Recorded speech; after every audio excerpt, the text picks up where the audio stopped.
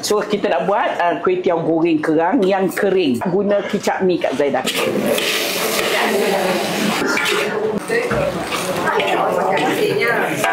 Cantik. Senang aja.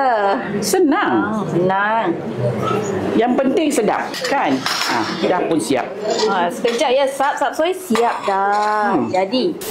Saya masak ni lebih kurang dalam, saya cuba ni kan tengok ya banyak mana. Tapi cara dia sama aja. Ya. Okey, kita nak tumis bawang putih dulu.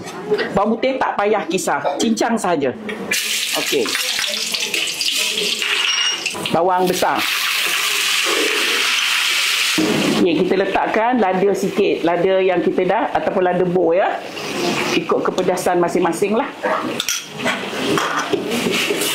Senang aja. Untuk buat kuih tiaw goreng ataupun apa-apa mi yang puan goreng, menggunakan kicap Kak Zaidah, dia tidak ada pakai garam, gula, sebagainya, tidak ada. Cuma bahan-bahan ni kena ada lah. Kalau tidak kan mi-nya selai-selai pula kan. Untuk kita nak goreng yang kering, telur ni kita kena goreng dalam minyak.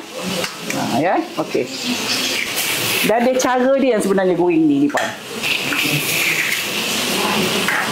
Okey, kita tunggu dia, kita nak balik-balikkan lada ni. Okey, kita nak masukkan kerang. Kerang ni sama ada kalau nak sedap, beli kerang fresh, puan rebus dan kopi. Tapi tak ramai yang rajin. Dia orang beli yang frozen saja.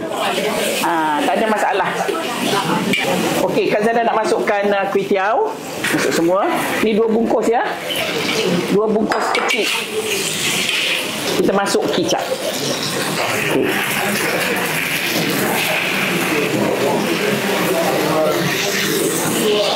Saya tahu 2. Tapi puan masih lagi nanti kalau masak kat rumah, puan kena tengok senduk apa yang puan pakai. Masin dia tu sama kuih tiaw ni, cuma senduk lain nanti puan pakai. Banyaknya tu nanti takut terlebih masin. Kalau guna mi kuning kena kurangkan kicap sebab mi kuning masin. Ya, Kak Zaidah masukkan apa? Toge. Masukkan kucai. Banyak kucai pun tak apa sebab kucai dah masak nanti tak nampak. Kan senang. Senang tak? Dah pun siap. Sekejap aja. Kita tunggu kucai kita masak sikit.